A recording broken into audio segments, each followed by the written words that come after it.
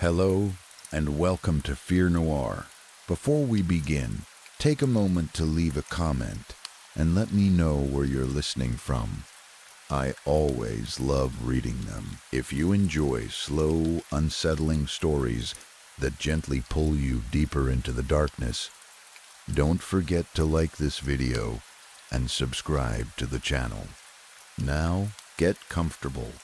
Let your body relax into stillness and allow the sounds of the outside world to slowly fade away. Tonight, the shadows have a story waiting for you. So close your eyes, listen carefully, and let yourself drift into the darkness of Fear Noir. Story 1. The Kusith howls 3 times. The first howl lets you know the hound has found you, its prey. The second howl means it is close. The final howl takes you. Most predators will kill their prey by their own hand, claw, fang, or beak, not the Kusith. Legend says that its howl is so terrifying that fear itself is what kills you. Harbingers of death in mythology are a dime a dozen. But the Kusith is slightly different. Not only does it kill, but sometimes it drags its victims into the fairy realm instead. I am honestly not sure which fate is worse. I share this because I have experienced the Kusith firsthand, and I need to get this out there before it is too late. When I was young, my grandmother would often try to scare me with stories of the Fae, warning me of creatures like the Selkie and the water horses that drowned unwary travelers. Si chain na clade chien. A great, she would sometimes rave at me in her thick accent. Avoid the shores, my dear. When I told her I did not identify as man nor woman, she would cry out that the Fae had taken her grandson and replaced me with a changeling. As much as it hurt me to hear back then, looking back now, I only care for the good times we shared. I say all this to express that this supernatural stuff was commonplace to me when I was growing up. It was woven into the fabric of my childhood. When I grew up, I stayed as close to home as I could, keeping the memory of the clan close to my heart. I never could settle down properly, though. I lived alone for a while in my own cabin that I built by hand, with a small garden containing all the vegetables I would need to sustain myself. It was a peaceful life, a quiet life. I had grown accustomed to the quiet in a way city folk never could. The call of a raven would carry across the moors, and the sound of wind would sing through the trees like an ancient melody. One night, I was out and about, strolling by a nearby loch, just to clear my head. The water was glassy and reflected the constellations and moon like a perfect mirror, undisturbed by any breeze. Then, off in the distance, I heard a deafening howl, like a wolf speaking with the voice of a lion, echoing through a great valley. The sudden noise violently pierced through my comfortable silence. It rumbled through my ears and made every hair on my body stand on end. I froze in place, listening carefully for anything else. I almost convinced myself that I had imagined it, a trick of the isolation and my overactive imagination. The human mind is funny like that.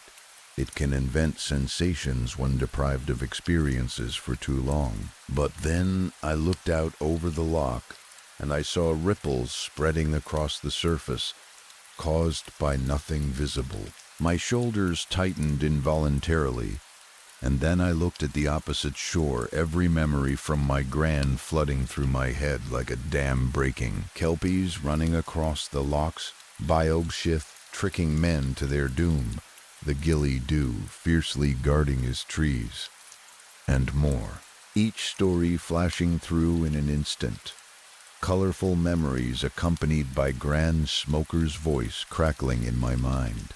Then I saw a shadow, shifting on the opposite shore, the size of a bull, and clearly the origin of the ripples disturbing the mirror-like water.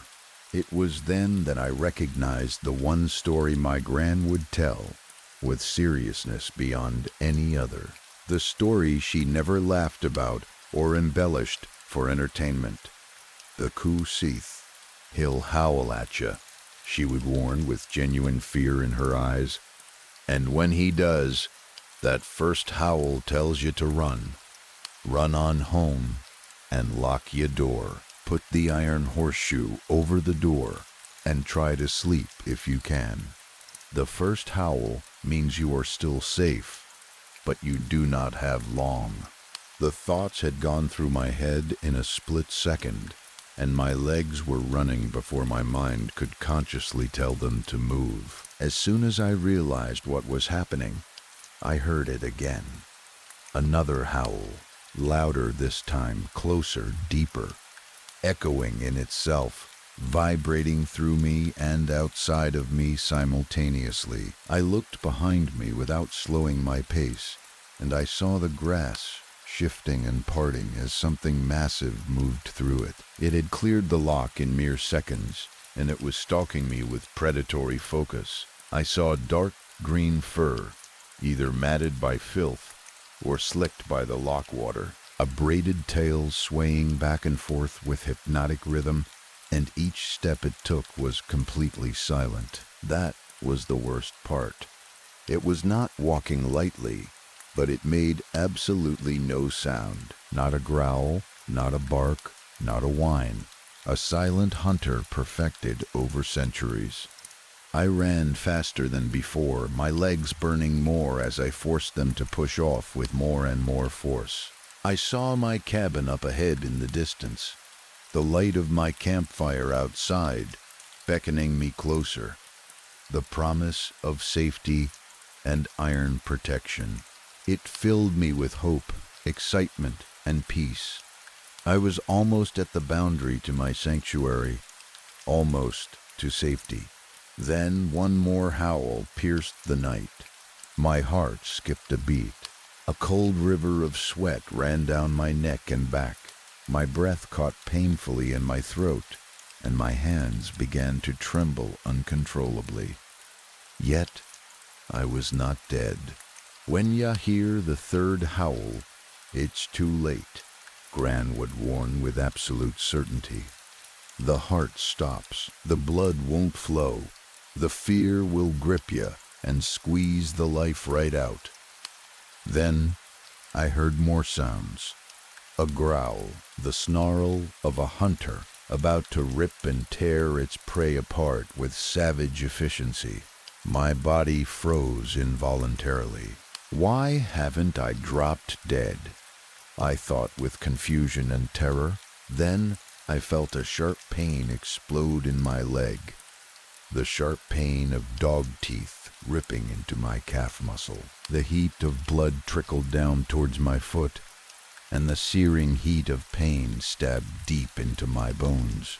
I cried out, screaming in agony. Then I felt a violent jolt as I started getting dragged backward by the hound. My face fell straight into the dirt, and I could feel my nose dig a furrow on impact. Grass and dirt rushing past my eyes, blurring any chance of seeing what was happening to me. All I had was sound, the rushing of wind, the growling and panting of the massive dog dragging me. Then suddenly, I felt water, cold lock water drenching me to my core, the searing pain of water rushing into my lungs as I was pulled under. I am not sure if I was crying or not, but I think I was. I truly thought I was about to die right there. Then there was nothing. It is difficult to explain properly. As humans, existence and the presence of things is all we know, from birth to death. I used to think I could comprehend the concept of true nothingness, but I was completely wrong. I could see the void, and I knew that is what I was seeing, because I could not see anything. I could hear the silence, And I knew that is what I was hearing, because I could not hear anything. I could feel nothing, and I knew that is what I was feeling, because I could not feel anything at all. Then, suddenly I was warm. I could not feel the crushing pressure of the waves above me anymore. I could not hear the muffled sounds of water. Then I heard birds chirping clearly, as if it was the middle of a perfect summer's day. The agonizing pain in my leg had vanished completely. I sat up slowly and looked around, my eyes adjusting. The closest way I can describe what I saw is a swamp, but fundamentally wrong in every way. Trees with leaves of brilliant blue, purple grass that grew inversely from the ground, streams running a greenish-orange hue that hurt to look at.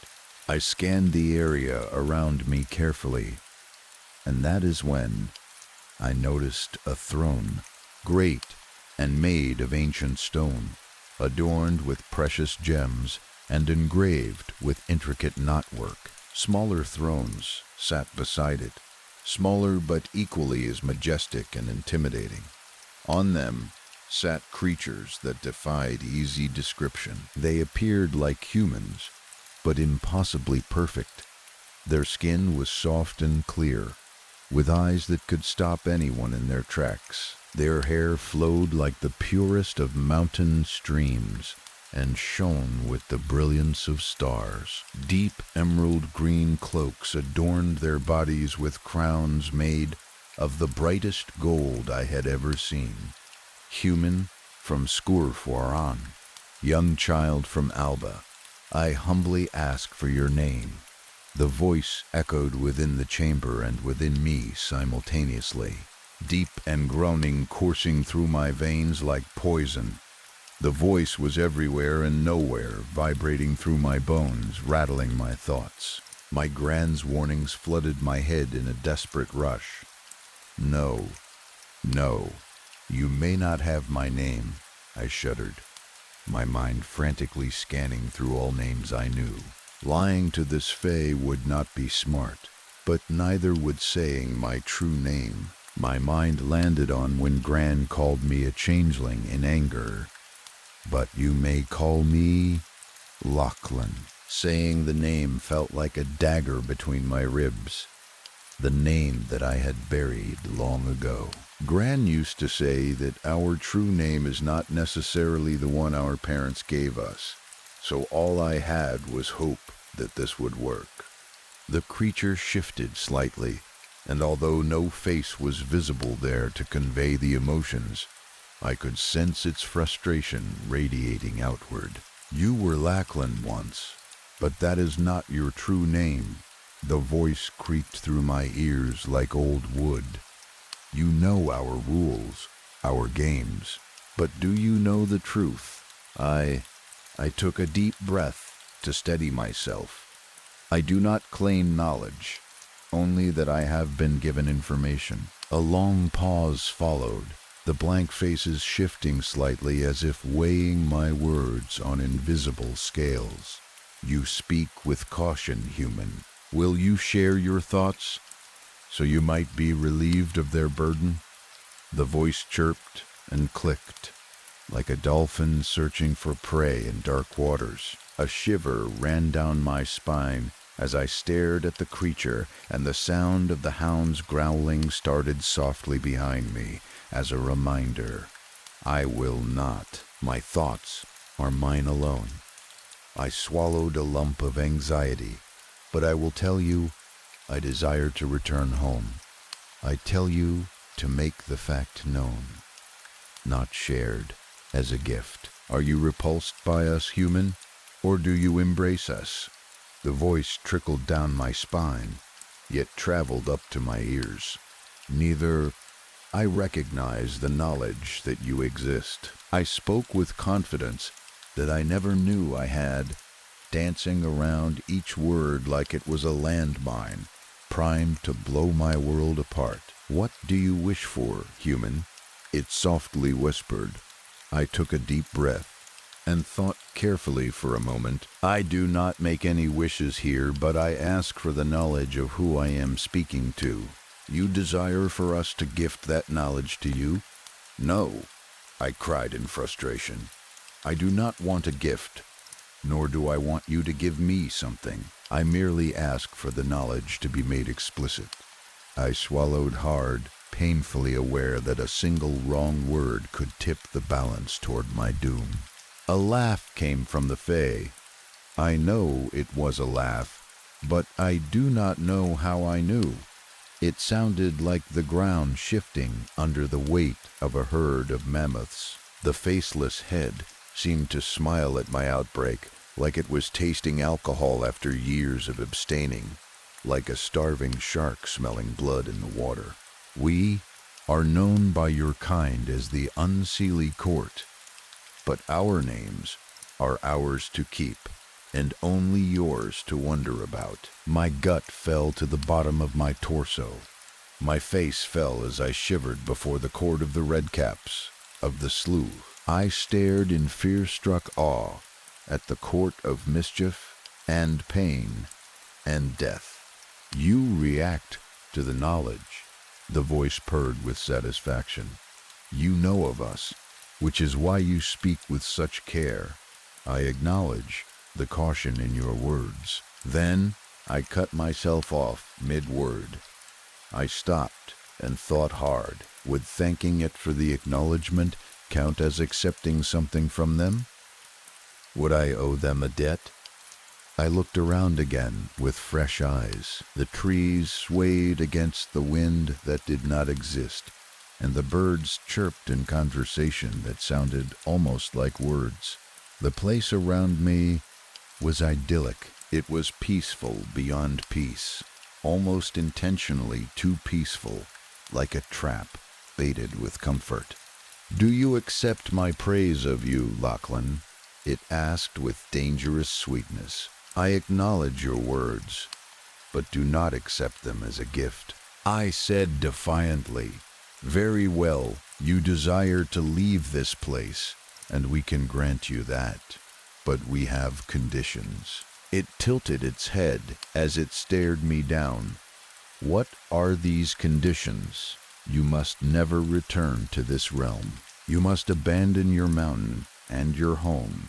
You must leave the land of Alba and never step foot within its borders again. Do you agree to these conditions?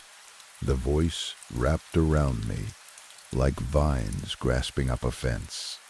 I agree to the conditions on the grounds that it allows me to leave at this moment. I said each word carefully and distinctly.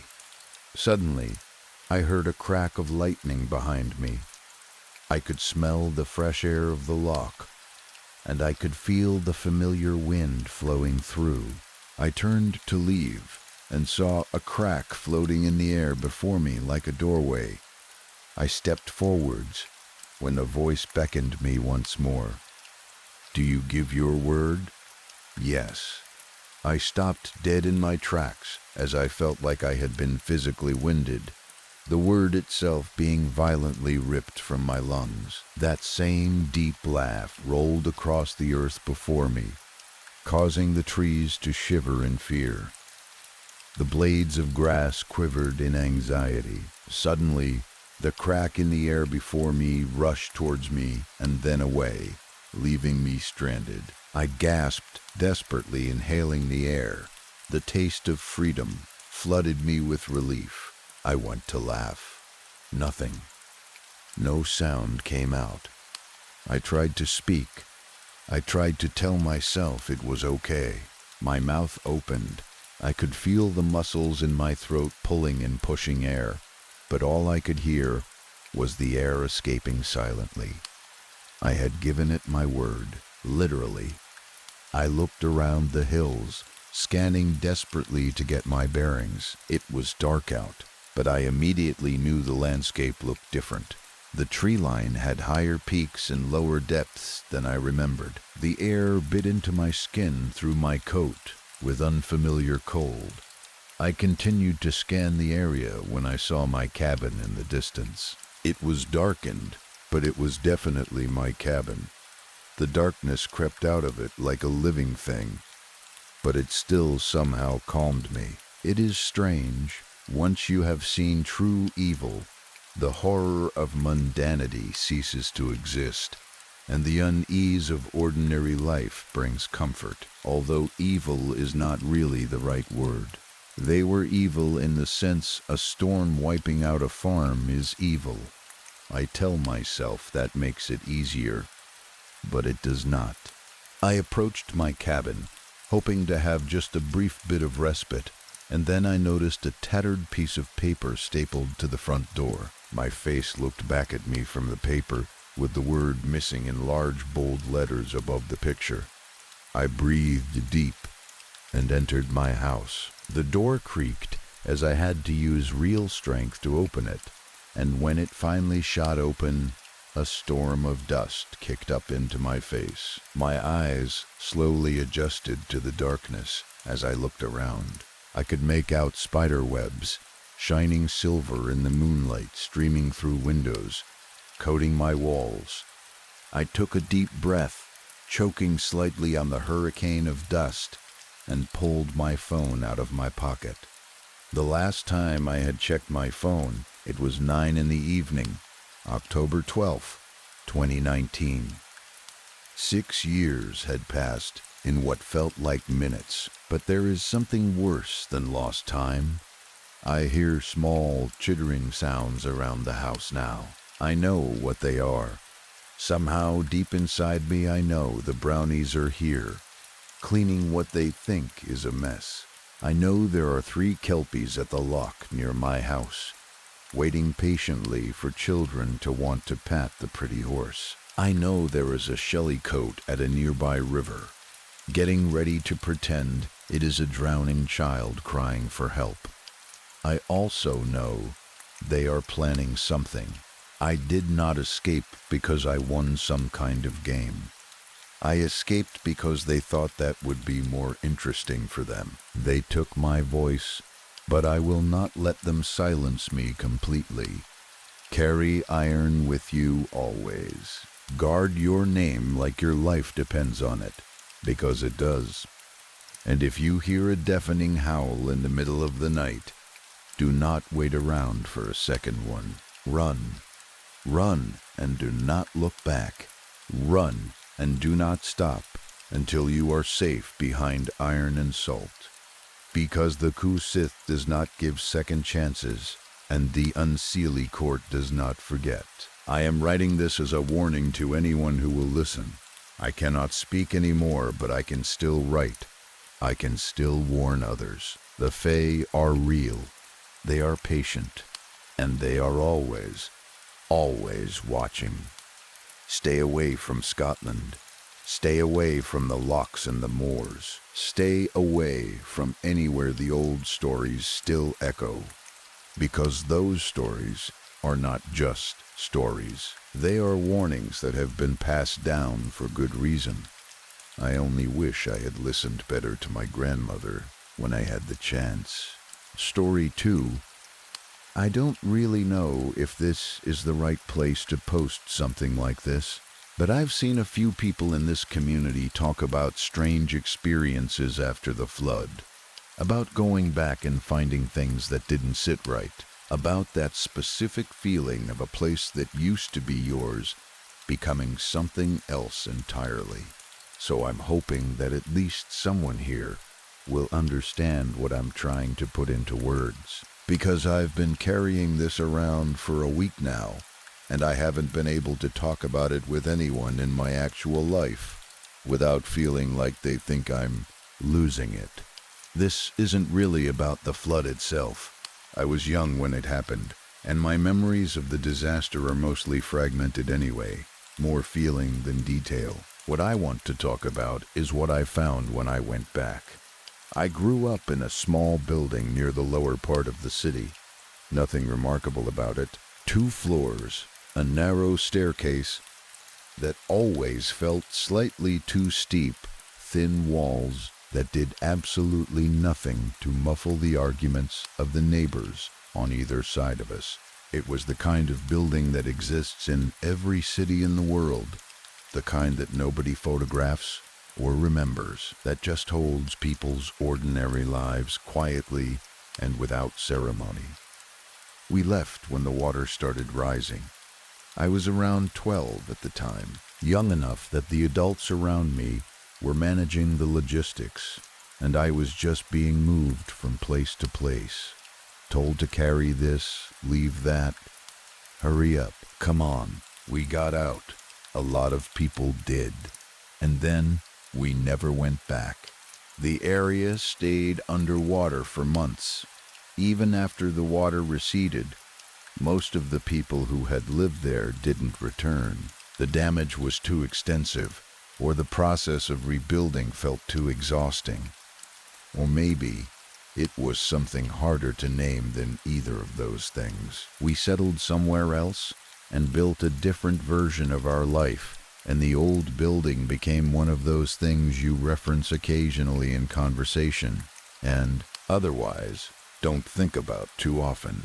Until last week, when I got in my car and drove back there. I told myself I was going to see what was left. Maybe collect anything we had forgotten, though I knew perfectly well that anything left behind after all this time would be beyond salvaging. The real reason was something I only admitted to myself on the drive over, something that probably sounds strange but felt very pressing in the moment. I wanted to know if the place still felt like mine. I wanted to stand in those rooms again and feel some kind of connection to the person I was when I lived there. It was a sentimental impulse, maybe a foolish one. I didn't expect it to go the way it went. The building was still standing, which surprised me. Barely standing would be more accurate. The walls were deeply stained from about halfway up, a clear high water mark left behind like a bathtub ring on a massive scale, a permanent record of exactly how bad it had gotten. The front door was hanging slightly open, not all the way, just enough to suggest that whatever was keeping it closed had given up at some point. The street around it was completely empty. No people, no animals, no sound of traffic or wind, or any of the ambient noise that fills urban spaces, even when they seem quiet. Just a stillness that felt less like peace and more like something held in suspension. I went inside anyway. I don't know what I expected. The smell that met me wasn't overwhelming, not the sharp rot I had braced for. Just a deep dampness, the smell of something that had been thoroughly soaked and then left to dry in its own time, without ever quite finishing the process. The staircase was intact, which I was relieved about for reasons I couldn't fully articulate. And then, on my second step up, the stair creaked. The exact same creak, the exact same pitch and timing, the same small groan of wood under pressure that I had heard hundreds of times as a child. Coming home late, trying not to wake people up, counting the steps in the dark. It was so precisely the same that my body responded before my brain did, some muscle memory activating that I hadn't accessed in over a decade. I stood there on that step for a moment and felt 12 years old again, in a way that was not entirely comfortable. My old apartment door was closed. That was the first thing that genuinely unsettled me, beyond the general atmosphere of the place. When we lived there, the lock on that door had never worked properly. It would catch sometimes if you pulled it hard enough, but it drifted open on its own, more often than not. Finding it closed felt like finding evidence of someone's intention, like the door had been shut by a hand, rather than neglect. I stood in front of it for longer than I should have, just listening to the silence on the other side, before I finally pushed it open. Inside, things were wrong in a way that is genuinely difficult to describe. because it wasn't the obvious wrongness of destruction. The flood damage was visible, certainly, staining, warping, the particular look of wood and plaster that has been underwater. But the furniture was still there, and it hadn't simply been left as we had left it. Things had shifted, not dramatically, not in the way of a burglary where drawers are emptied and things thrown around. Suddenly, a chair that I remembered being against one wall was now a few feet away from where I remembered it. The table sat at a slightly different angle. Small things, the kind of things you might convince yourself you were misremembering, but I wasn't misremembering. The arrangement was different, and the only explanation for it was that someone had been using the space, moving through it, living in it, in some incomplete, temporary way that had left these small traces behind. The air inside was colder than the air outside, which didn't make sense given that there was no working ventilation, and the building had been sitting in the open for years, and the silence in there had a different quality to it than the silence outside. It felt denser, more deliberate, like the quiet inside a room where someone has just stopped moving. I walked to my old bedroom. The wall was the first thing I noticed.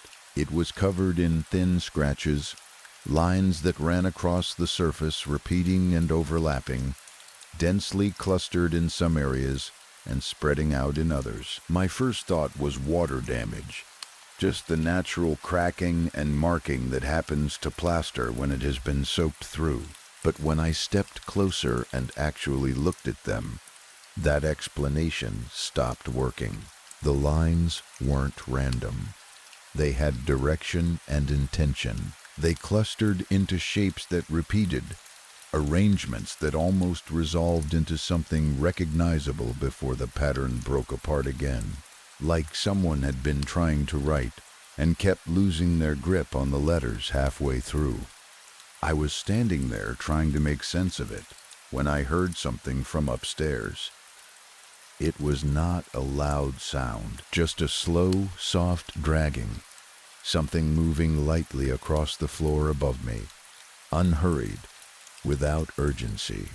My first instinct was the most obvious one. Someone else was in the building.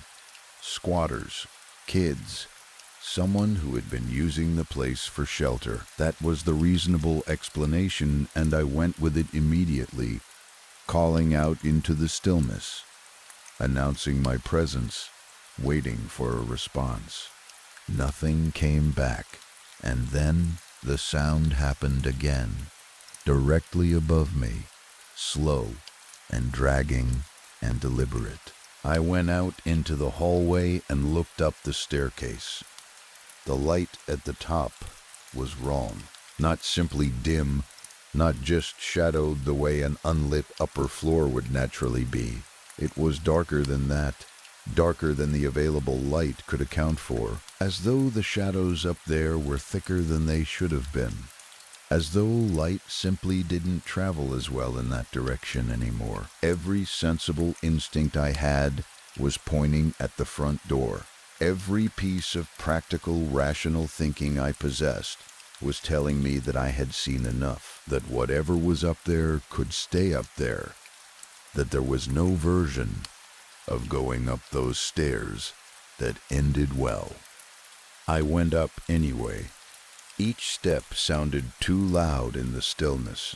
My own footsteps seemed to echo in a way that the space shouldn't have allowed, bouncing off surfaces and coming back at angles that didn't quite match the architecture. And when I hit that one creaking step again, the sound it made was so familiar, so perfectly preserved across all these years, that it felt less like a building quirk and more like something being demonstrated to me deliberately. Look, it seemed to say, I kept this for you. I remembered exactly how this was supposed to sound. At the top of the stairs there was only one door, I had no clear memory of who had lived up there when the building was occupied. The room had always been locked, always closed off, a detail of the building I had never thought about enough to find strange. Now the door was slightly open, just a few inches, just enough that the darkness beyond it was visible as a vertical strip, not enough to see anything inside. I didn't touch the door. I stood in the hallway and I listened, and the building listened back, and for a moment there was nothing at all. Then I heard breathing, slow and controlled, not panicked, not labored, the specific rhythm of someone trying very hard to breathe quietly, to take air in and let it out in a way that wouldn't be detected. I know what that sounds like. It is a specific sound with a specific quality to it, and it was coming from just beyond that door. I stepped back immediately, and in the same moment, the door moved. Not opening, not closing, just a small shift in its position. The adjustment that happens when weight redistributes on the other side, when something that was leaning in one direction settles into another. Like whatever was there had become aware that I was stepping away and had reacted to it. And then the voice. It didn't start as words. It started as sound, as the effortful shape of something trying to organize breath and intention into language, struggling with it, like someone relearning how to speak, or speaking through a medium that wasn't quite built for it. I stood completely frozen and listened to this formless, effortful sound for what felt like a very long time, but was probably only a few seconds. And then it said my name, clearly, without hesitation. My name, in that space that had been empty for years, from behind a door that had always been locked, spoken by something I never saw. I don't remember making the decision to run. I was just suddenly running down the hallway, hitting that creaking step hard enough that the sound it made was almost violent, through the front door and out into the street, not stopping, not looking back, not stopping until I was on the main road, with other streets between me and that building. I stood there on the road, and I breathed, and I told myself everything I needed to tell myself. Someone was living there, someone who knew the area, who might have known families from the building, who might have heard my name somehow, who was frightened of being found and reacted strangely. There are explanations for all of it, if you are committed enough to finding them, and I was very committed, standing on that road, willing my heart rate back down. Then I got home and checked my phone. I don't remember taking it out inside the building. I have no memory of opening my camera or pointing it at anything or pressing anything at all, but there was a photo in my gallery that hadn't been there before I left. Time stamped from inside that building, from inside my old room, focused on the wall with the scratches on it. In the photo, the scratches were not the confused, overlapping, almost legible shapes I had seen when I was standing in front of them. In the photo, they were clear, organized, deliberate. 3 words, written into the wall in lines I had been looking directly at without being able to read. I remember you. I haven't gone back. I won't go back.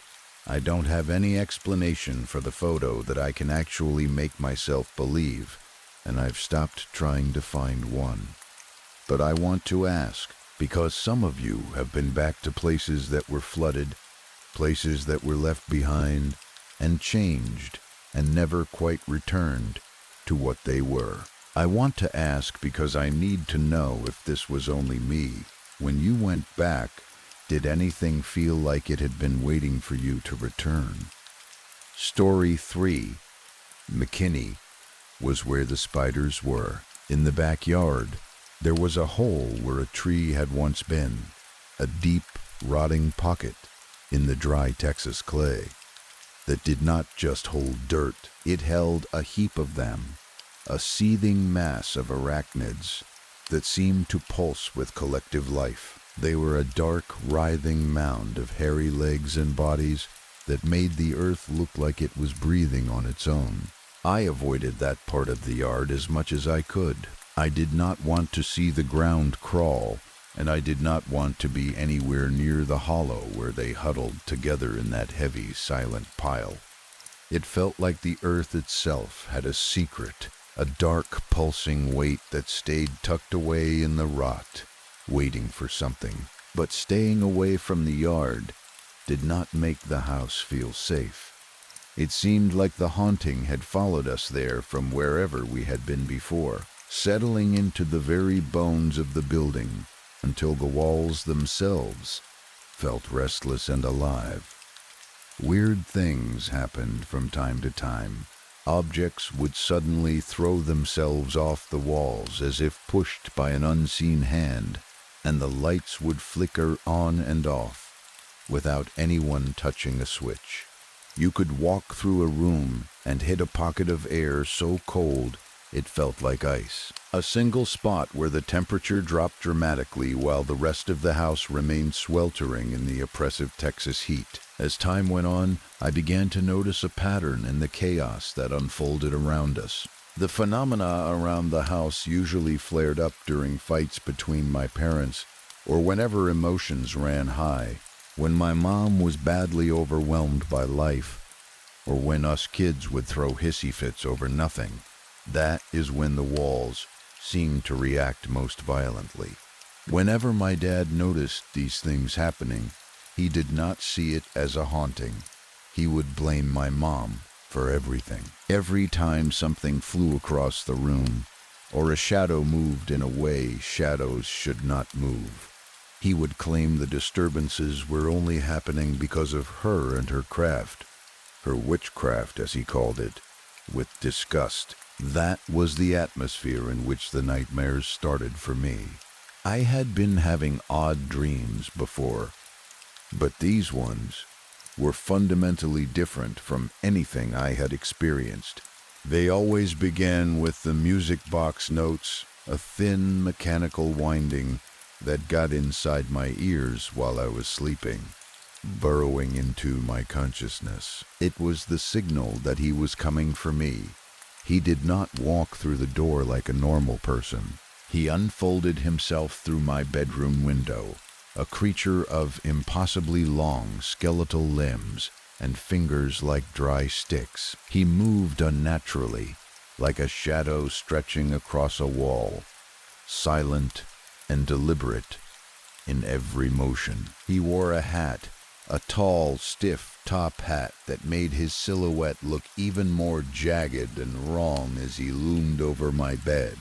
I would feel the mattress sink under his weight as he climbed up onto it, the springs creaking under something that should not have weight. He did not bite or tear at me. He started at my toes and began to take me in, his throat stretching open like a dry, leathery sleeve that should not have been able to open that wide. It was the suffocating sensation of a snake swallowing a rat whole.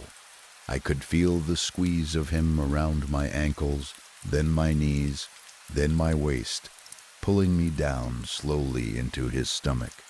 There was no air inside him, only the dry pressure of his papery skin and the scrape of teeth.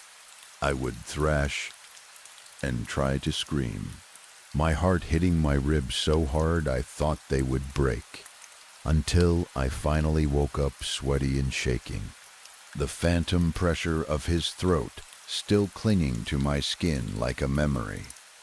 The terror eventually spilled out of my sleep and into the daylight hours.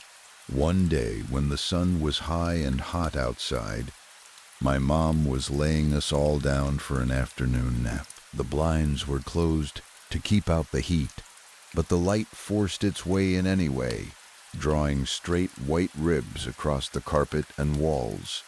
We were all there on the bed together, my siblings and me, settling into the quiet of the room.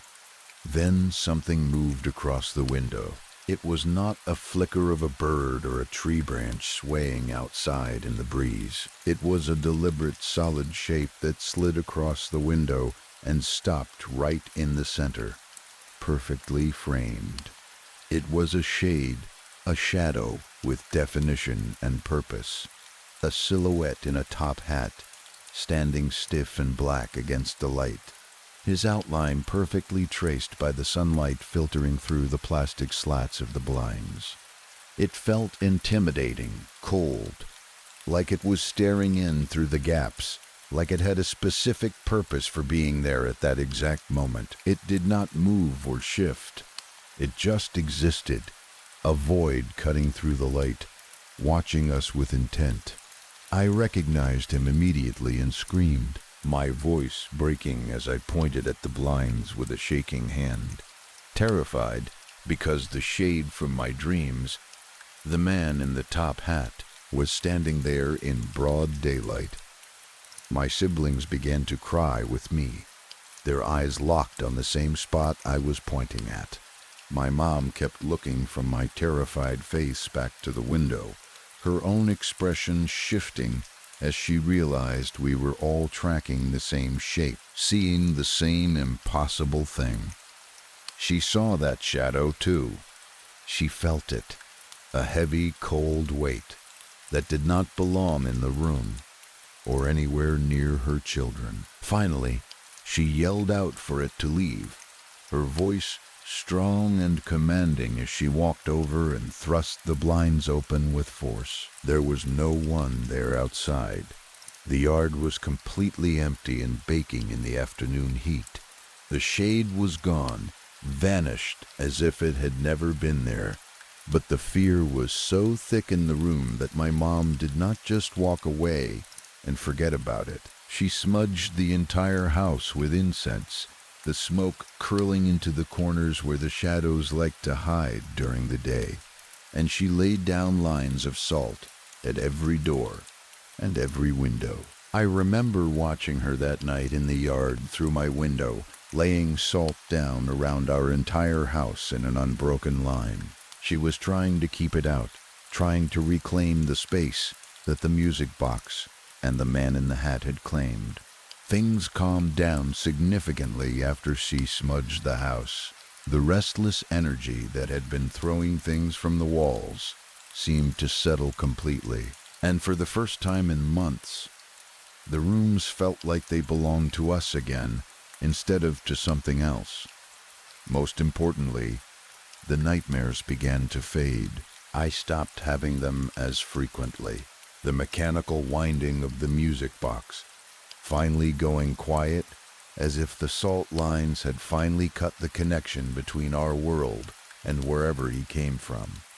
Looking back, as an adult, the memories of that house carry a weight that logic cannot fully strip away, no matter how hard I try. I see my mother differently in that memory now than I did as a child. I see a woman standing between her children and a darkness that had become too solid to ignore or rationalize away, while my dad saw only the chaos and called her a witch or blamed her craft for everything wrong. She was actually the one holding the line against something that wanted in. The last dream I ever had of the man in the hat was different from all the others. There was no suffocating swallow, no feeling of being consumed slowly from the feet up, no rhythmic mechanical winding of the music box in my ears. He was not hovering over the bed anymore, looming above me with that impossible throat. He was exactly where he belonged now, on the other side of the glass, separated by the barrier my mother had created. I watched him from the shadows of my bed sheets, his face pressed so hard against the window pane that his features seemed to warp in response to the wards. His mouth was a wide screaming terror, a jagged, fixed expression of hunger and rage that never left his hollow eyes. His movements were not silent or deliberate anymore like they had been when he could reach me. They were frantic, desperate. I watched those long skeletal fingers scrape and claw at the window frame with increasing violence. The sound was horrific, a high-pitched screech of bone against wood, a desperate rhythmic scratching as he tried to find a crack or a weakness in the protection, an invitation that was no longer there for him. He thrashed against the invisible barrier, his silhouette bucking violently against the white ribs of the blinds, his entire focus narrowed down to that single locked latch, trying desperately to claw his way back inside. I have not seen him since that final dream, but sometimes, in the quiet of the night when I am alone, I hear the faint winding of a music box, just for a second, barely audible beneath the hum of the air conditioner. And when I hear it, I check the window. I always check the window, because even now, decades later, I know he is still out there somewhere, still hungry, still searching for a way back in, still waiting for the salt line to break or fade. My mother taught me to lay my own salt lines now. I keep the windows locked. I burn sage when the air feels too heavy, and I never ever ignore the sound of a music box playing when there is no music box in the room. Because I learned something important in that house in McKinney, something that has stayed with me all these years. Some things are kept out not by locks or walls or distance. They are kept out by intention, by ritual, by the deliberate act of saying no and meaning it with everything you have. My mother knew that. She stood in that yard and drew a line in the salt and told the darkness it could not have her children. And it listened, for now. But I still check the window, just in case. Story 4. Growing up in Eastern Europe, folk tales were just part of the air you breathed. Every small town had its own set of them, passed down through generations like recipes or last names, worn smooth from so much handling. In our town, isolated the way only certain places in that part of the world can be isolated, these stories were everywhere. As kids, we absorbed them without really choosing to, the way you absorb language or religion, and we feared the things in them the way children fear things, completely and then incompletely, believing and not believing at the same time, depending on the hour and the light. Some of the stories were obviously just tools for keeping children in line, creatures that would steal from your bag if you didn't zip it all the way closed, animals drawn to the smell of food left uneaten on your plate. The messaging was transparent even to a child's understanding. Zip your bag. Finish your dinner. The monsters were just consequence wearing a costume. We knew that, mostly, even as we half believed it anyway, because there is something in children that wants to take the story seriously, even when the practical mind is already starting to develop its doubts. But there was another category of story, a different kind with a different weight to it. These weren't about habits or manners or the small disciplines of childhood.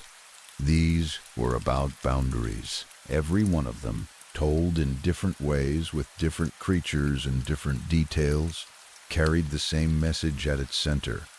Stay within the town. Do not walk the streets alone. Don't let your eyes wander toward the tree line, and whatever you do, don't go past it. These stories didn't feel like the others. They felt older and less negotiable, like they were communicating something that the adults understood in a way they couldn't quite put into plain language. So, they had wrapped it in narrative instead, and hoped the shape of it would be enough. For a long time, I listened without truly listening. Then one December changed that. It was early in the month, the kind of cold that arrives before winter has officially announced itself, sneaking in through gaps in your coat and the spaces around your collar. I was walking home from school with my younger sister Lena. The two of us pressed close against the chill, our jackets too big in that specific way of children's clothing that gets bought a size up to last another year. The sky was mostly that pale, clean blue you sometimes get in winter, but a dense block of cloud was building in one corner of it, heavy and purposeful, and the breeze had taken on that particular sharpness. That means the weather is about to make a decision. We were used to this. December storms were ordinary.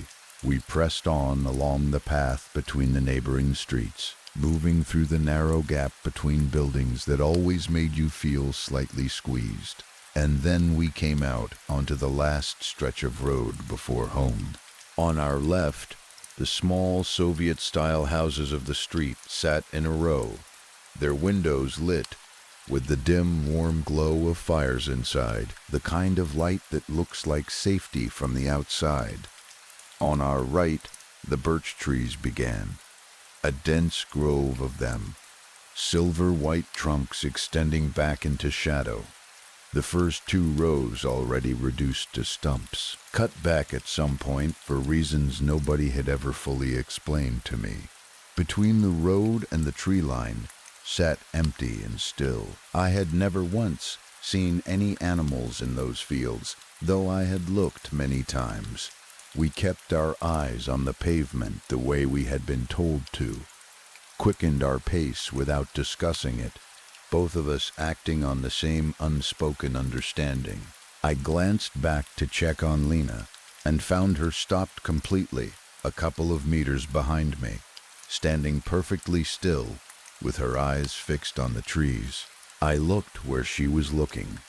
The grove, the stumps, the shadows between the trunks. I couldn't see anything specific, couldn't locate what had caught her attention and held it so completely. She looked almost absent, the way people look when something has taken their focus so entirely that the rest of them has gone quiet.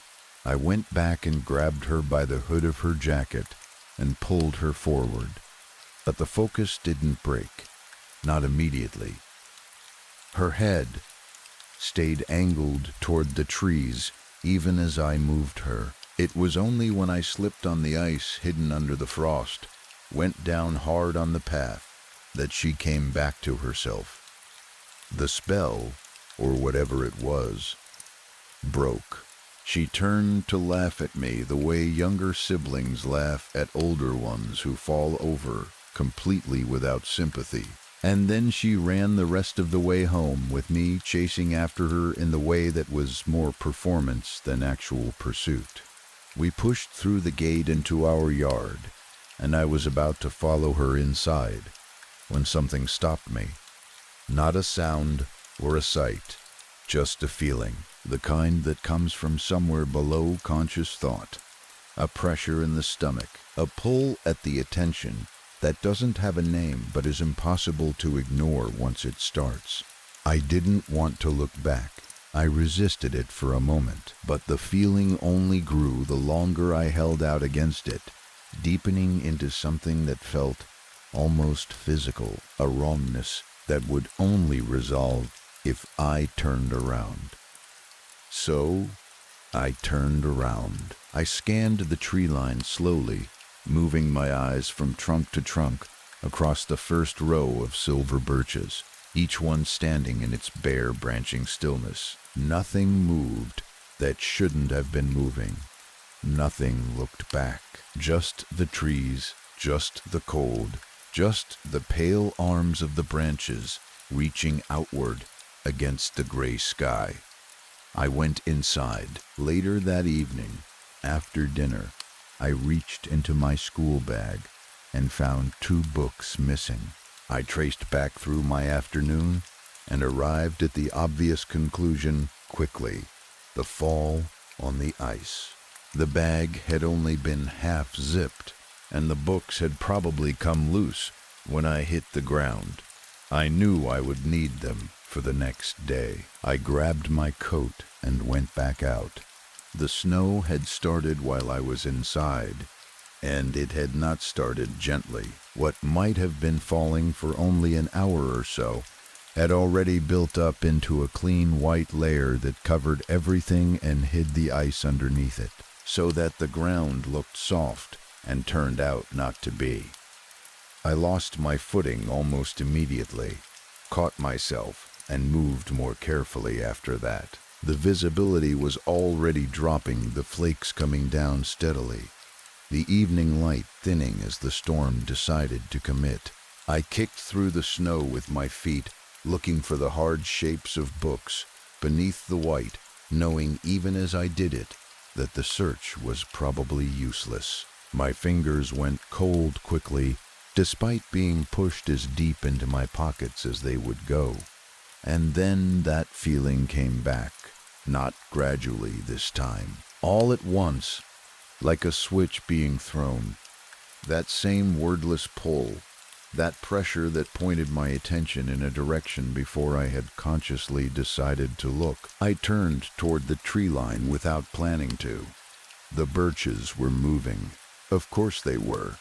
The wind was picking up, the early stages of the storm doing what storms do to bare branches, setting them swaying and nodding in the gusts, so that the whole grove shifted and whispered together in a single restless motion. That was ordinary. That was what trees did. But one shape in the grove was not moving. It was roughly the size of a person, positioned among the trees, extending thin branching shapes outward, the way the birches extended their branches, convincing enough from a distance that it took me a moment to understand what I was seeing. And then understanding came, and didn't help, because one moment those thin extending shapes looked like branches, and the next they looked like hands, widespread fingers fanning outward, and then, as the wind moved everything around it, the shape itself stayed perfectly still, unaffected by the gust that shook every actual tree in the grove. I rubbed my eyes. I looked again, still stationary, nothing about it responding to the storm.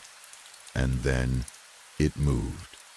Or I thought it moved. My vision was compromised by the cold and the snow, my eyes watering, and my mind was doing what minds do when they are scared, which is argue with itself endlessly about what is actually there. But I could not stop looking at it.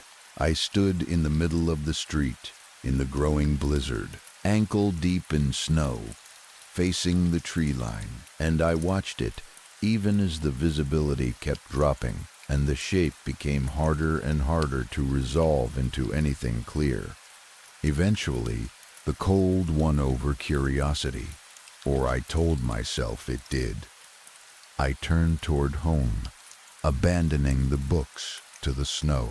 The storm had built while I was standing there, and the wind had become something you had to push against, a physical force with weight to it, so that each step forward felt like a small argument with the weather. I used the walls and railings of the houses along the street to guide myself, keeping one hand on solid structure, watching my feet. Then a voice came through the wind, not shouting, not urgent, something quieter than that, closer to gentle, with a quality of warmth and familiarity that reached through the noise of the storm and touched something very specific inside me. I couldn't make out words at first, just the tone of it, a sound that felt like recognition, like someone who knew me. My body responded before my judgment could object, turning me to the right, pulling me away from the wall I had been using as a guide. 3 steps. That's how far I went before the shape came into view. It was close, much closer than it had been when I was watching it from the street, maybe a room's length away, if that, thin and tall and wrong in its proportions, the branching ends of it reaching outward, swaying forward as I watched, and I understood then with my body rather than my mind that those swaying motions were not wind, they were steps. It was moving toward me, slowly, each lurching forward movement bringing those splayed extending ends a little closer, and the voice it was using was the warm, familiar, gentle voice it had been using the whole time, the voice that had turned me away from the wall and brought me 3 steps into the dark. My body made the decision before I did. I was running, spinning and running on feet I could barely feel, back the way I had come, into the full force of the wind. I didn't look back. I knew somehow with complete certainty that looking back was not something I could afford to do, that giving it a clearer shape in my mind was a risk I could not take. I could hear it behind me, not footsteps exactly, more like the creak and splinter of something large moving through resistance. And the voice had changed too, no longer warm, no longer familiar. Something had stripped away that performance, and what came through now was completely different. A sound that had no comfort in it at all, ragged and shrieking and wrong in every frequency. Ahead of me, light, the porch of our house, yellow and steady in the blowing dark, and shapes underneath it, people, my parents calling my name into the storm, their voices reaching me over everything else in a way that the other voice couldn't touch. I focused on the light, and I ran toward it, and I did not look back even when the sound behind me rose into something that seemed to shred the air. I cleared the gate somehow, stumbled, felt hands grab my jacket, and then I was inside, on the floor, the door closed behind me, and it was warm. I lay there on the old floorboards and breathed and shook, and couldn't organize any words into the order required to explain anything. My parents looked at me with an expression I had never seen on their faces before, something past worry, something that knew what had almost happened without needing to be told. They didn't ask questions. They shushed my attempts to explain, and they sat with me until the adrenaline burned itself out and my body finally went quiet. I stayed home from school the next day. Lena was not pleased about having to make the walk with our mother instead of me, but she went without much argument. I sat at the kitchen table with my father, watching him glance at the door with that expression still on his face. My grandparents arrived later in the morning, sat with me, played games, made me something warm to drink, and said nothing about the previous night, no matter how many times I tried to bring it up. The subject simply closed every time I approached it, quietly and firmly, with a gentleness that communicated that closing it was necessary. Through the window, I watched my father walk out to meet a group of men from the town, most of them familiar faces. Each one was carrying a hatchet. They crossed the street together without hurrying, in the way of people who have done something before and know how it goes, and they disappeared in the direction of the tree line. In the days that followed, the first line of stumps had grown wider, more trees cut back, the boundary pushed further out, the darkness of the grove held at a greater distance from the street. But I knew, in the way that you know certain things in certain places, that the distance was temporary, that the tree line would find its way back, gradually, the way it always did. I heeded the stories after that, not because I was told to, but because I understood what they were actually for. And when the time came, I told them to my own children, word for word, the same way they had been told to me. I still find myself at the window on stormy afternoons, watching the path, counting the seconds until I see them coming home, hoping they kept their eyes down, hoping their gaze didn't drift to the right, toward the slopes and the groves and the silver shapes standing at the edge of the dark. I hope they never find out what I found out, but I count the seconds anyway, just to be sure. Story 5. I think it was early January when it happened. It was freezing cold outside, the kind of cold that seeps into your bones the moment you step through the door. Whenever I went out, I could instantly feel myself start to freeze from the inside out. It became excruciating just having to leave the house for even the smallest errand. I cannot imagine anyone going outside willingly when it is just so unbearably cold outside. So, when I saw her out there standing motionless in the frigid night, I just had to help. It was a Thursday night, and I felt lazy, so I ordered some pizza and rested on my couch all night just watching some mindless TV. The window behind me was foggy from the temperature difference, so I decided to draw on it like I used to do a lot as a kid. Drifting my fingers across the cool glass panes, I drew a little sun, a simple start to pass the time. Clearing up the fog on the window to see my artwork better, I spotted something outside in my front yard. No, not something. Someone. She stood at the edge of my sidewalk, completely still, like a statue. She was wearing a parka, and her hood was pulled up and covered over her face, so I could not even see her features. I cleared up my window a bit more, wiping away more condensation. She did not move, did not speak, did not do anything at all. She was just frozen still in the cold. I do not even think she was breathing. Maybe watching some random woman standing on the road outside is weird, but she was the one outside my house. She was the one who would not leave. She was the one who started watching me first. Right beside me on the couch was my phone. I quickly picked it up and called my best friend, Matt. It rang for a few seconds, whilst I just sat there talking to myself under my breath. "Come on, man, pick it up already," I whispered to myself, my eyes staring straight down at my phone screen. A chill crawled up my spine and refused to leave.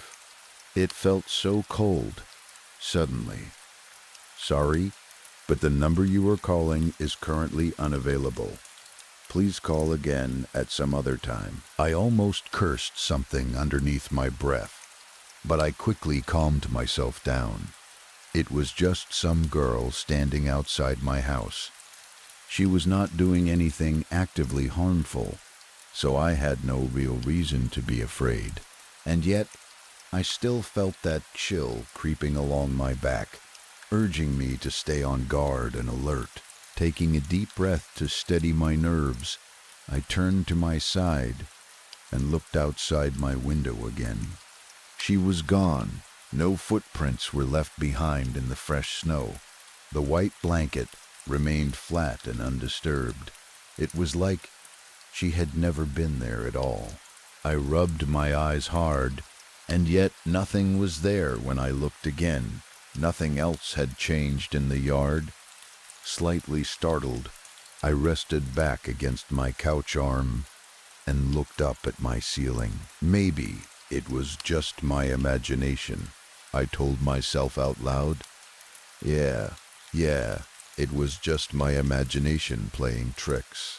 I repeated it to myself over and over again, hoping to find some sort of rational explanation for what I had seen. Someone knocked on my front door. I shot up from my couch, silently panicking inside. But I quickly reasoned with myself.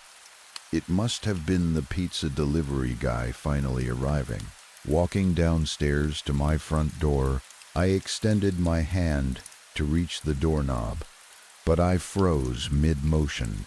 I do not know why, but something deep inside urged me to be cautious. So instead of immediately opening the door, I looked through the peephole first. She was there again, standing on my porch. I stumbled back from the door, quickly catching myself before I could fall backwards. A sudden chill pierced through my heart and somehow pulled me back towards the door against my will. I rested my hand and forehead against the wooden door, looking for stability. I could not look up at the peephole again. She knocked again, waiting for a response, but I could not speak. My throat had closed up. She knocked a third time, more insistent. Icy mist began to flood the hallway, the cold crawling inside the house, slowly reaching towards me like fingers. She continued to knock rhythmically whilst I stood frozen still. "Focus, Luke," I thought to myself, trying to find reason in the situation. "It is just some girl. What can she do to you?" Ignoring the chill crawling along my back, I forced myself to pull myself together. I stood up straight, put on a jacket from the coat rack, and opened the door with false confidence. Shiny white stars sailed in the pitch-black sky above. Clouds partially covering the moon. Plain white snow blanketed the land outside, tall spruce trees sprouting out of the ground in the distance. She had left. I stepped outside my house, my breath immediately freezing in the winter air. I turned left and right, searching for any sign of her. Just like before, there were no traces left behind in the snow. It was like she had never been there at all. Slumping against the door behind me for support, I held my face in my hands, utterly confused. At this point, I started to seriously think I was imagining things. That was the only logical solution I could come up with. Watching my breath continue to freeze and form clouds in the cold air, I pulled myself back upright and walked towards the edge of my porch, propping my hands on top of the metal railing, looking around at the snow that surrounded my property, struggling to keep my eyes open against the biting wind. That was until I saw it clearly. An arrow carved into the snow. How did I miss it before? I do not know why I decided to be so stupid, but I swore at that moment something spoke to me. Maybe it was the chilly wind that whispered for me to follow after the arrow. Maybe the arrow itself called my name. Maybe I was just talking to myself, telling myself it was natural to be curious. But whatever made me do it, it compelled me forward. I locked my door behind me and followed the arrow, feeling myself be drawn along like a puppet on invisible strings. Turning around the edge of my house, I found another arrow at the side of my house, curving along in the snow leading to my backyard. Following the next arrow, I quickly found another right after it. This one was leading into the forest. I froze in my tracks and facepalmed, looking down at my hands slowly growing numb to the cold. I thought to myself, am I really this dumb? Am I seriously going to go into the woods in the middle of the night? I ran a hand through my hair, tapping my foot anxiously on the thick, fluffy snow below me. The wind started to howl louder. It started to beg. Turns out, I am that dumb. I continued following the arrows and entered the forest behind my house. Tall and dark spruce trees aligned the makeshift path. Thick layers of snow blanketed their dark green needles and slowly fell off in clumps. The moon started to slip past the clouds and shone its light across the woods, and it felt like it was following me specifically. More arrows were engraved in the snow, trailing one after the other deeper into the woods. I could feel the chill crawling up my spine, piercing even deeper inside my skin, trying to freeze me from within. However, the cold wind felt strangely calmer than before. It gracefully brushed against my sides, almost like it was holding my hand right before slipping into the sudden void ahead of me. It felt so cold. It was so cold. Cold, cold, and cold. I kept my head down as the trees seemed to look down on me. Another arrow came one right after another, and I hugged myself tightly, wondering when this path would finally end. At times, I found myself frozen in place, telling myself to go back home. But whenever I took a step backward, the wind started to howl threateningly, or the trees would start to creak and groan as they looked down at me. The moon would leave me without light, and she would start to call out for me. So I continued to walk forward. It got darker the deeper I went, but the moon stayed by my side. It was freezing, but the air was strangely calm. My breath continued to freeze in the cold. At one point, I stepped on a twig, and the crack was enough to startle me badly. But eventually, I reached an end point. There was a large X engraved in the snow. I kneeled down at the X, breathing heavily from exertion. The misty wind spiraled around me softly, and somehow I knew it wanted me to dig. She wanted me to dig, to find her. At times she cried, but then she was quiet. At times she clawed at the snow, but soon she was frozen still. I had to find her. Using nothing else but my bare hands, I started to dig frantically in the snow. My hands started to freeze, slowly growing numb to the cold. But I had to get her out. I dug. It grew colder. I dug. I felt so tired. I dug, until I finally saw her face. Her frozen, pale face. Her pupils were pure white, milky and lifeless. Indigo blue streaks painted her skin like bruises, her veins visible through the translucent flesh. Frost crawled from her fingertips like ice across a window.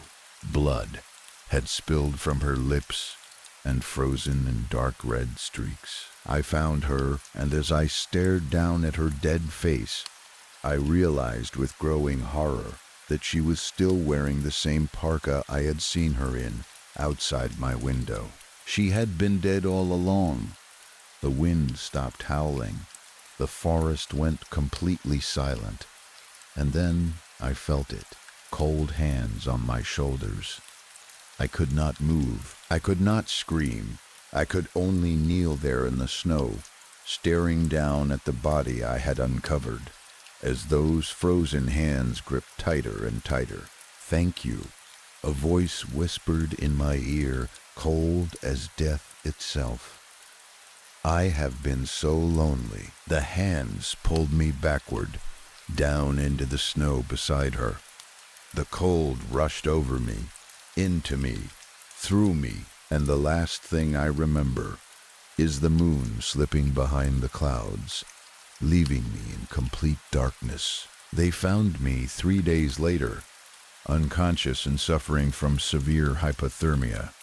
I survived, but I have never been warm since. Even now, sitting by the fire with blankets wrapped around me, I feel that cold deep in my bones, and sometimes, late at night, I hear tapping at my window. I never look, because I know if I do, I will see her standing there, still waiting, still frozen, still so very, very cold. Story 6. That was the first thing Jeremy ever said to me. I had been babysitting the boys for 3 days while their parents were away, and until that moment, he had not spoken a single word. Not to me, not to his brothers, not even to answer simple questions. The other two told me he was just shy. They said he had always been like that. Sweet, polite, just quiet around new people. Still, 3 full days of complete silence felt like something more than shyness. There were 3 of them, each about 3 years apart. Josh was the oldest then, Jonathan, and Jeremy was the youngest. He was 8, almost 9. The first couple of days were easy, almost too easy. There were no arguments, no complaints, no messes I could not handle. They played together quietly, did their homework without being told twice, and ate everything I put in front of them. At night, they went to bed without a fight. It felt wrong, in a way I could not explain. Babysitting in the past had never been that smooth. This evening, I was in the kitchen cleaning up after dinner when I realized Jeremy was standing in the doorway. I had not heard him walk in. He was just there, watching me. When I turned toward him, he did not look away. He did not blink.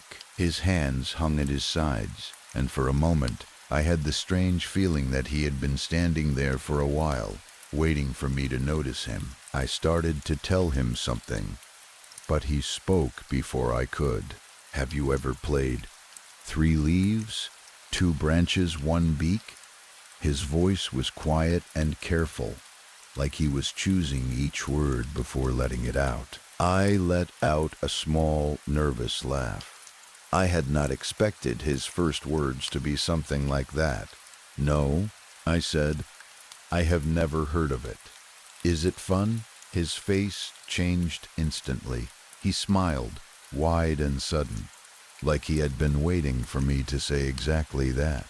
Yes, he said, I love this game. He looked too happy for me not to ask. How do you play? I asked. We have to go outside first, he said. Then I will tell you the rules. I glanced at the clock. It was already late, and his brothers were upstairs getting ready for bed. It is too late to go outside, I told him. You need to go to bed. For a moment he did not react. He just stood there, staring at me with that same small smile. Please.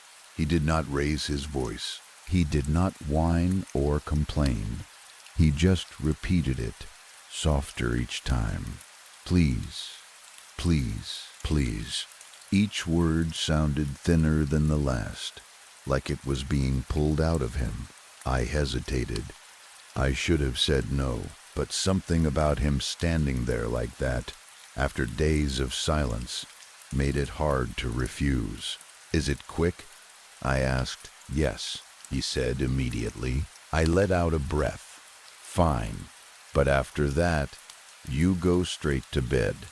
He nodded once, sharp and certain, then turned and ran. I followed him down the hall, calling after him to slow down, to at least put on shoes, but he did not listen. By the time I reached the back door, he was already outside, barefoot, standing in the middle of the yard, not moving. The porch light flickered as I stepped out after him, and a strange stillness settled over everything. There was no wind, no insects, nothing but the sound of my own breathing. For a few seconds, neither of us moved. He did not seem impatient.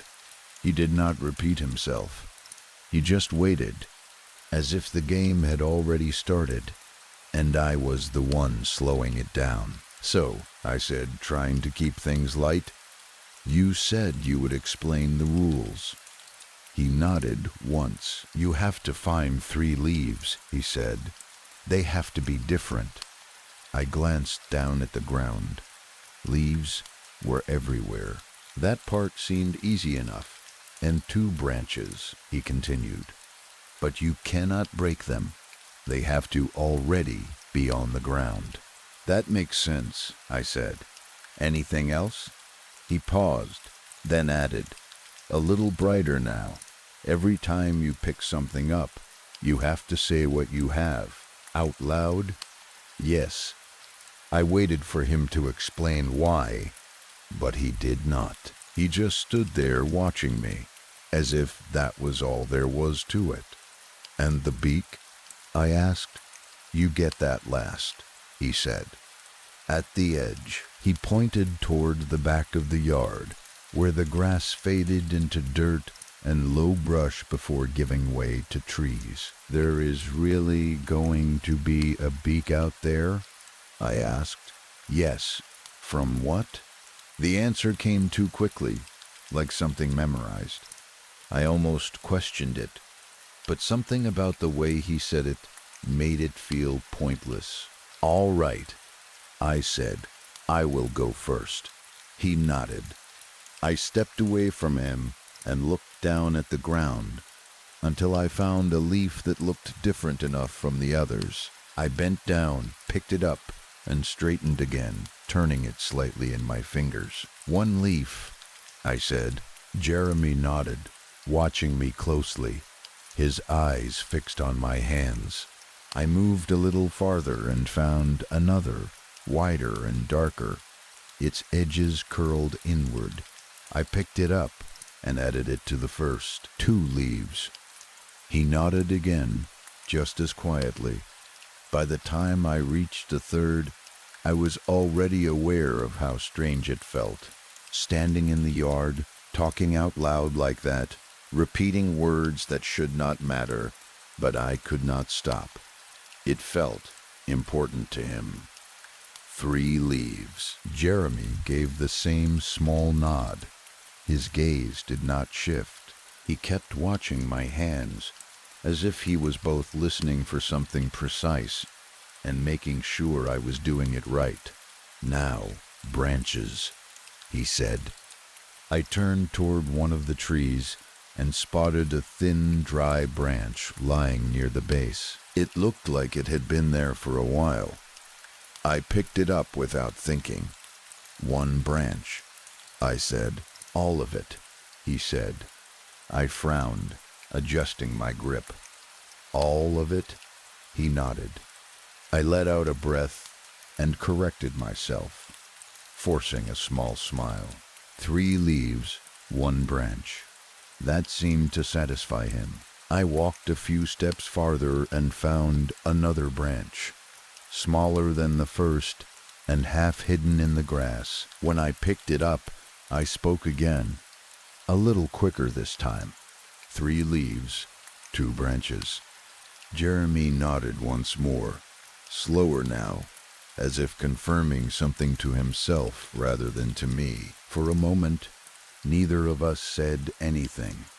The quiet of the yard pressed in around us, heavier than before. Then he looked toward the woods. "Now the beak," he said.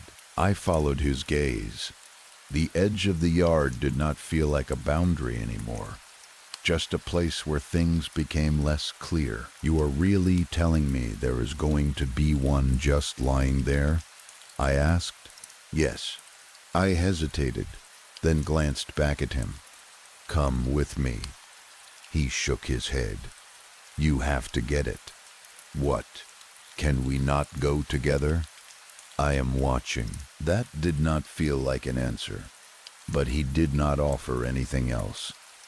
I shifted the leaves and branches in my hands and started toward the edge of the yard. The ground changed as I walked, the grass thinning into patches of dirt and uneven roots. The air felt heavier there, like the warmth from the house stopped just short of reaching it.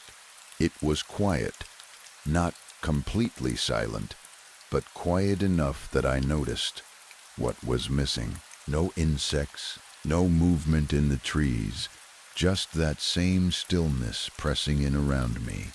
I slowed down as I reached the first line of trees. Then I saw it. It was lying in the dirt a few feet ahead of me. Small, pale, a beak. I stopped and stared at it, trying to make sense of what I was seeing. There were no feathers around it, no blood, nothing to suggest anything had happened there. It looked clean, almost too clean. I glanced around, expecting to find something else. A body, bones, anything. There was nothing. Just the beak. "Jeremy," I called, not taking my eyes off it. "There actually is one here." "I told you," he said. His voice was closer than I expected. I turned slightly and saw him standing a few steps behind me. I had not heard him walk over. I looked back down at the beak and crouched, reaching out to pick it up. It was lighter than I expected, smooth and intact, not broken or torn, just separate.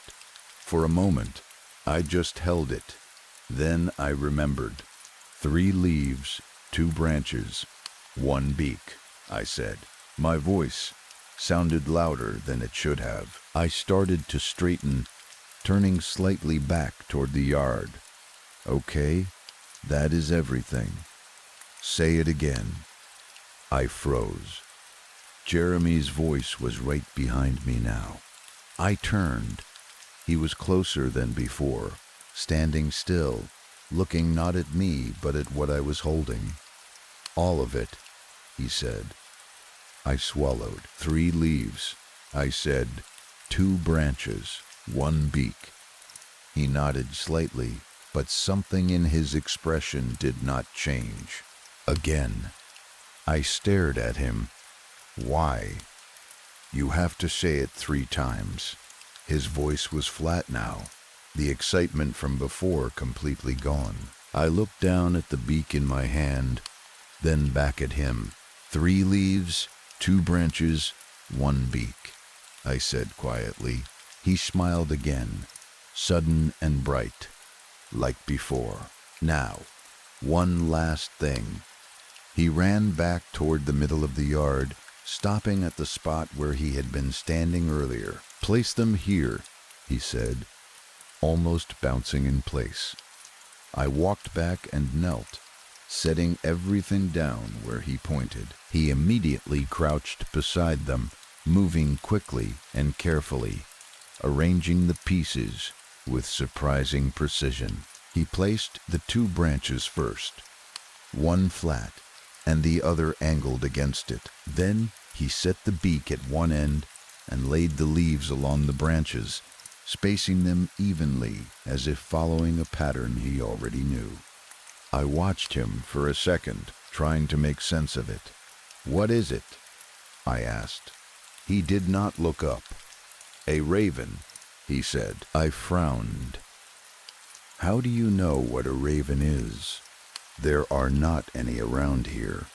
The cats scared them off years ago." He adjusted one of the leaves slightly, then finally looked up at me. "That is just a story," he said. For a moment, he smiled again, but it did not reach his eyes. "They are still here." He glanced past me, toward the dark edge of the woods, watching. At the time, I remember thinking it was just something he said to scare me, the kind of thing kids repeat when they want to sound like they know more than they actually do. I almost told him to stop, but before I could say anything, something moved. It was small enough that I might have missed it if I had not been looking directly at it. One of the leaves shifted, not the way something falls or slides, but something slower, more deliberate. It lifted slightly, just enough to break the shape, then settled back into place. I froze. There was no wind. I could feel that clearly. The air was completely still, heavy in that way it gets at night, when nothing is moving, when even the trees seem to be holding their breath. I kept staring at it, waiting to see if it would happen again. It did not. For a few seconds, everything stayed exactly the same. The leaves, the branches, the beak. Just a pile of things arranged on the ground. Then I looked at Jeremy. He was not looking at me. He was not even looking at the ground in front of him. His eyes were fixed just past it, on the shape itself, like he was waiting for something to happen. "Did you see that?" I asked. He did not answer. He just smiled. Not the same way as before. Not excited. Not impatient. Quieter. Like this part of it mattered more than anything we had done before. I looked back down. For a moment, nothing changed. Then, one of the branches shifted. It was only a slight movement, just enough to change the angle. But it was enough. The shape no longer looked like something we had arranged. It looked like something that was holding itself together. That was when I stepped back. I told him it was enough, that the game was over, that it was too late, and we were going inside. This time, he did not argue. He just nodded, like he already knew that was how it would end. I did not look back at it again. I closed the door behind us, locked it, and made sure he went upstairs. I am writing this now, maybe an hour later, and I keep trying to tell myself it was nothing, that I imagined it, that there has to be some simple explanation for what I saw. But I have not gone back outside to check, and I do not think I will. Something is making sounds outside, a slow, deliberate pecking. Not on the door, not on the walls, on the window, my window. I can hear it now as I type this. Tap, tap, tap, patient and rhythmic, like it has all the time in the world. I have not looked yet. I am not sure I want to, because if I pull back the curtain and see those 3 leaves, 2 branches, and 1 beak assembled on the windowsill, I do not know what I will do. And if I see something worse, something that has taken the shape we made and turned it into something that can move, something that can watch, something that can wait, I do not know if I will be able to look away. The pecking has stopped now. The silence is somehow worse. I think it is waiting for me to look. Story 7. I want to start by saying that I have low iron, so nosebleeds have always been part of my life. When I was a kid, they happened almost every day. Just a regular inconvenience I had learned to manage. They had slowed down over the years, become less frequent, something I barely thought about anymore. That changed the other day, and I am writing this now because I don't know what else to do, and I need to know if anyone out there has heard of what I think caused this. I'll be honest about who I am before I get into it. I've had a rough life. I'm not using that as a justification for anything, just as context, because it matters to the story. I've done drugs. Nothing I'm proud of. Nothing I'd recommend. But it's the truth. My friend Leo and I had done things together before, so when he showed up at my place one evening with something new, I wasn't alarmed. That was probably my first mistake. He came through my window, which was how Leo always arrived when he was excited about something, as though the front door was too slow, too ordinary for whatever energy he was carrying. He was barely through the frame before he started talking, nearly falling over himself in the process, practically vibrating with enthusiasm. He told me it was called XTC 397. That was what people were calling it on the street. I had never heard of it, which itself was unusual because Leo and I had been around long enough to recognize most things that circulated through our area. This one was new to me completely. I told him it sounded like a scam. I told him the name alone sounded like something a dealer invented to justify charging more for something ordinary, that whoever sold it to him had probably clocked him as an easy mark the moment he walked up. Leo pushed back on that. He said he had been hearing people ask for it at the corners for weeks. Heard people say they couldn't get it, that supply was tight, and demand was real. He said finding it at all had taken effort. He seemed genuinely convinced he had gotten hold of something special. He poured it out onto my desk. It was a bright yellow powder, vivid in a way that struck me as slightly off, a color that seemed a shade too saturated to be anything natural. He cut it into lines with the practiced ease of someone who had done this many times before, and looked at me like the answer was obvious. I pushed back on the method. My nose has always been a problem, and snorting things makes it worse, I explained. I asked if we could smoke it instead, find some other way to take it. Leo said the guy who sold it to him was specific about that. Had to be snorted for the full effect. That was the instruction that came with it. So I gave in. The way you give in to things, when someone you trust is enthusiastic enough, and you are curious enough, and the moment feels low stakes enough. I leaned down and took a line. Then I sat back and waited. Nothing happened. Not immediately, which was fine, these things take time. But after a few minutes, still nothing. No onset, no shift in perception, no warmth or buzz or any of the sensations that signal something working its way into your system. I told Leo I wasn't feeling anything. He tried it himself, and we sat together for a while longer, waiting for something to arrive. It never did. Leo was furious.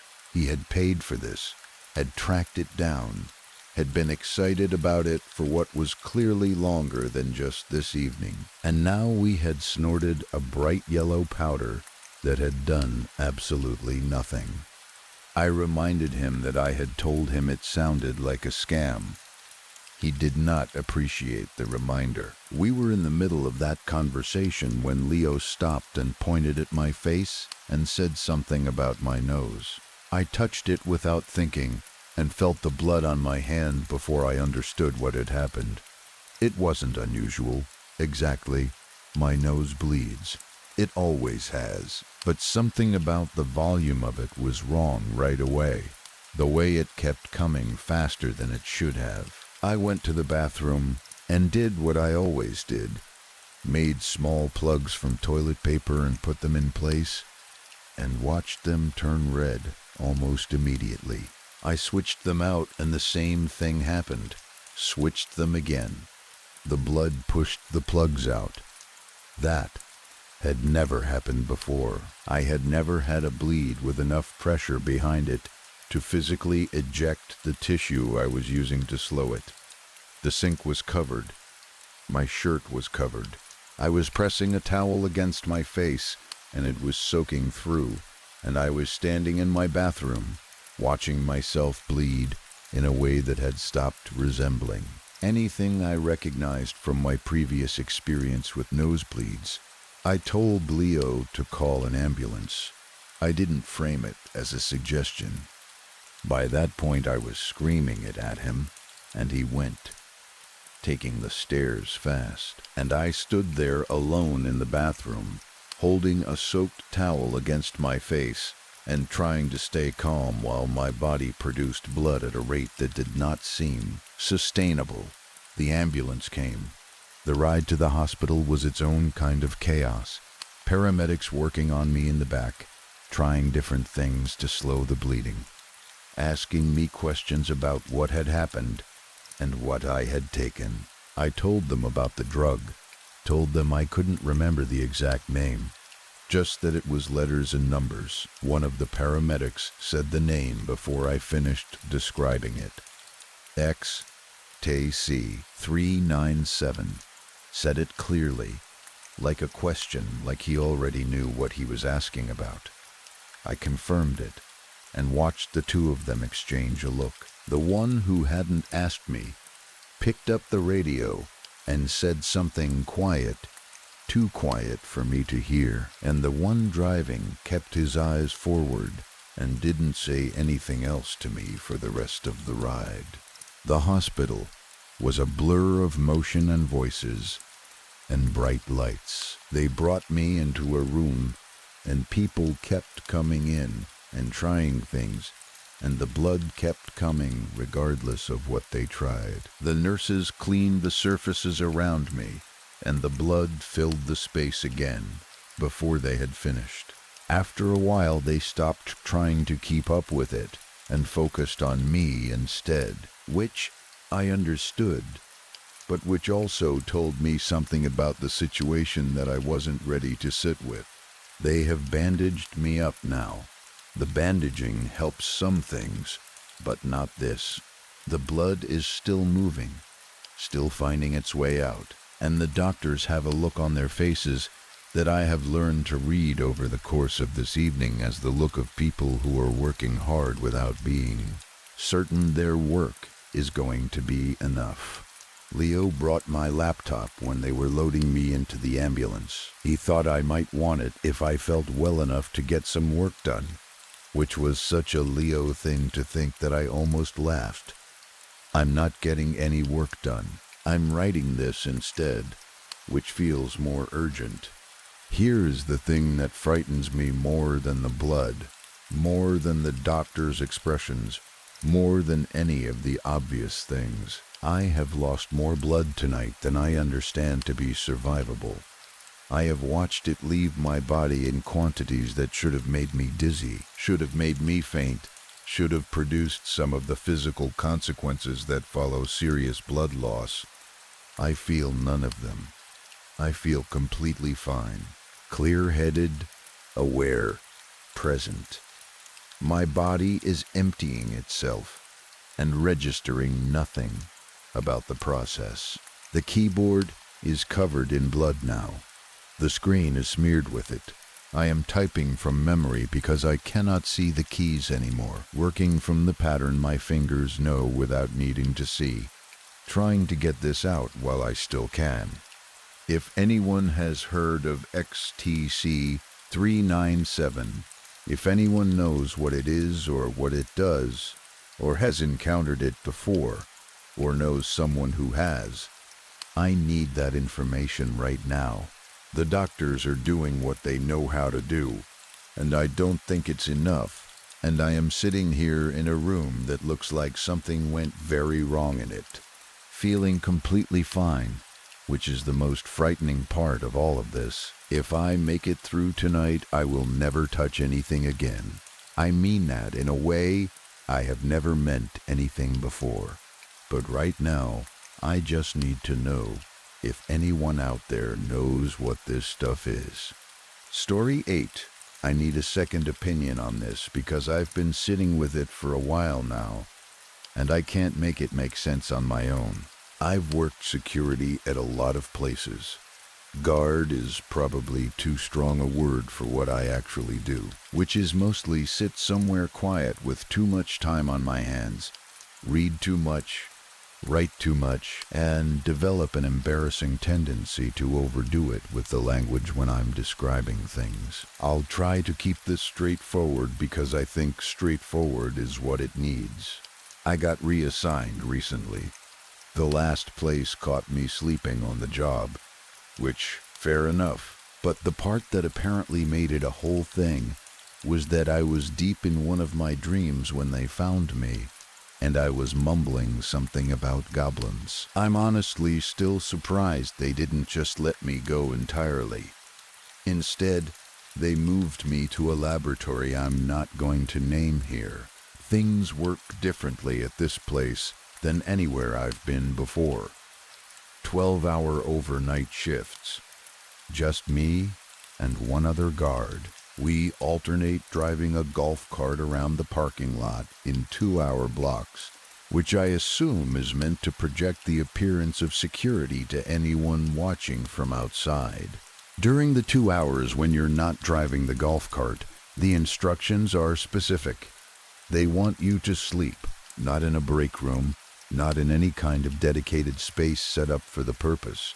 There's a desk in the receiving area, back in a corner, and that's where you sit, and that's where you're supposed to drift off, while scientists in white lab coats move through the corridors speaking mostly in various Asian languages, and workers move past them speaking mostly Spanish. I am completely monolingual. They confirmed that before posting me here, which at the time I thought was just a standard question, but which I have since thought about more carefully. You would assume that a guard's job, even a guard in the loosest possible sense of the word, would involve watching the people coming and going, keeping an eye on things. That is not what I'm there for, apparently. The chair is more comfortable than it looks, and something about that place makes me tired in a way I can't fully account for, and I was told in plain language to doze off. So that's what I do. I sleep in the corner, while all of it moves around me. The dreams have changed since I started working there. Before this assignment, they were already strange, the kind of vivid, elaborate dreams that stick with you into the afternoon and leave residue on the rest of your day. But now they've become something else. They've become the same dream, repeated every single time I fall asleep in that chair. I'm standing on a bridge. Behind me, the bridge connects to a small island covered in trees. In front of me is what I'd call the mainland, and at the edge of it, where the jungle begins, there are shapes, humanoid shapes, shadows that suggest the outline of figures without committing to anything specific enough to call them people. They're gathered at the tree line, and they want to cross the bridge, all of them, pressing forward toward it, and the only thing keeping them on their side is the fact that I'm watching. As long as I keep my eyes on them, they stay where they are. I want to be careful about the word I use for them. Shadow people sounds like something specific that I'm not sure applies here. These things are humanoid in the rough sense. The way a coat thrown over a chair is humanoid in the rough sense. They are very much not people. Whatever they are, the dream has a quality to it that I find genuinely hard to describe. A bleakness that isn't quite like anything else. Not sadness exactly, not dread exactly, something that sits in its own category and doesn't have a clean name. Then someone wakes me up, and I go drive the golf cart again, while the other guard takes her turn at the desk. Getting paid to sleep is a genuinely good deal, and I am not complaining about the arrangement. I did what I was told, and I didn't examine it too hard, and for a while that worked fine. Then one night, I was out on the golf cart, listening to an audiobook to pass the time, and the word duende came up.